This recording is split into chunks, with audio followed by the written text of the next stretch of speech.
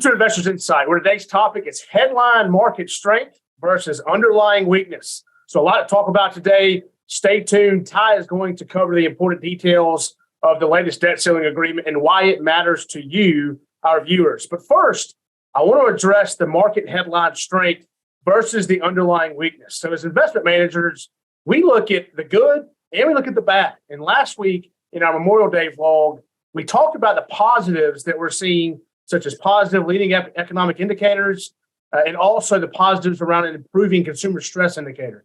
But we also saw a great jobs report last week, a really good jobs report as the economy continues to show great resiliency. So this week, I want to share a few concerning items. As I said earlier, we look at everything as we manage market volatility. And right now, there is a tug of war going on. So we want to address that.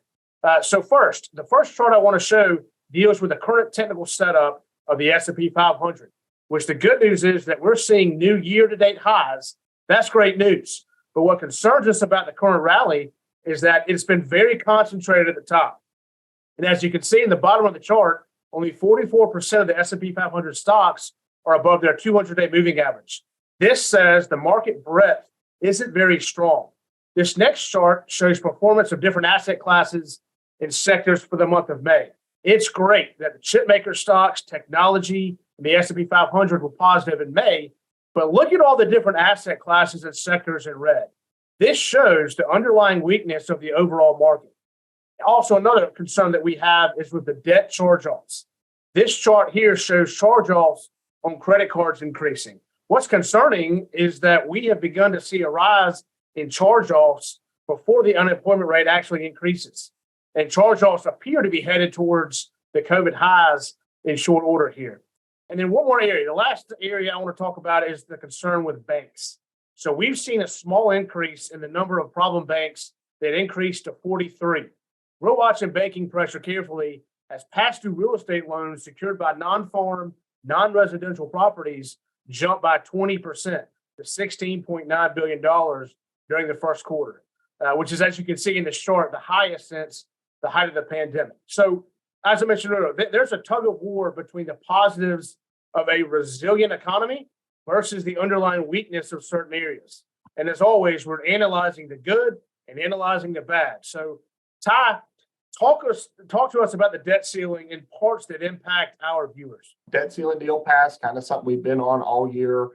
We said it was going to kind of come down to the wire. We're right here, right against the time frame. All the necessary steps have been taken. Looks to, be going into effect. That's good news overall.